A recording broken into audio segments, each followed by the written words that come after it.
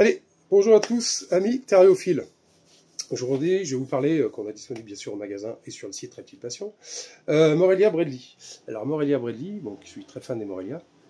Il y a très longtemps, j'en reproduisais beaucoup, c'était mon cheval de bataille. Non mais je suis toujours dedans, bien sûr. Donc là, je vous présente Morelia Bredli. Alors, nom vernaculaire, Python de Bredl. Voilà, et ça c'est le vrai nom vernaculaire. Pourquoi? Parce que c'est monsieur Joseph Bredl qui a découvert cette espèce australienne. Donc voilà, situation géographique, centre de l'Australie, pardon, ce qu'on appelle Alice Springs. Voilà. C'est un serpent qui vit en milieu un peu, certains diraient désertique, je dirais plus semi-désertique. Voilà. N'empêche que sa température de maintenance, ce sera de 32 degrés en zone chaude. Donc c'est un serpent qui est semi-arboricole, ovipare.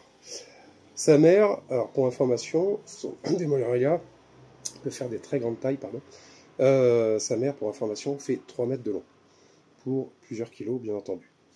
Alors, comme tous les Morelia, ce sont des serpents qui sont actifs le jour et la nuit, mais surtout qui peuvent avoir du caractère.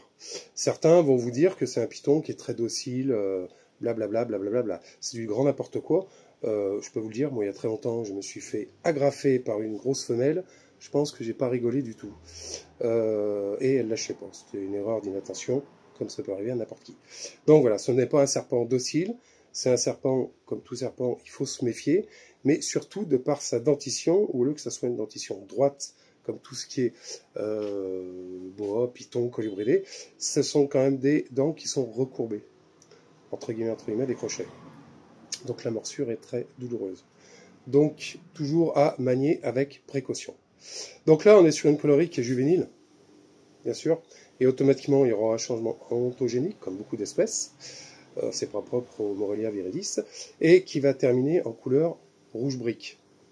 Pourquoi rouge brique? Puisque tout simplement Alice Springs, alors on suppose, il n'y a pas de concret, c'est un sol qui est très rouge. Donc est-ce que c'est pour se confondre, se mélanger? On ne sait pas réellement. Mais toujours est-il que son milieu endémique, donc Alice Springs, nous sommes sur un sol qui est très rouge. Donc voilà, ce sont des Morelia qui vont terminer d'un rouge brique. Au point de vue génétique, maintenant on trouve des formes hippo, donc évidemment c'est un travail génétique de longue haleine, et même des formes albinos, alors, évidemment, qui ont été mélangées avec des Morelia SSP albinos. C'est pas un vrai Bredli albinos, d'accord? Quoi qu'en pleine nature, tout reptile peut tôt ou tard sortir une forme d'albinisme, donc albinos, entre autres, mais automatiquement par rapport au prédateur, il vivra pas longtemps. Donc voilà, donc ces petits Bredli, il nous en reste quelques-uns, sont disponibles au magasin, sur le site Reptile Passion. Et évidemment, il ne veut pas vous montrer sa belle tête. En fait, il va à chaque fois venir vers moi. Donc là, c'est un peu mieux. Allez, on vous dit à très bientôt et passez une très bonne journée.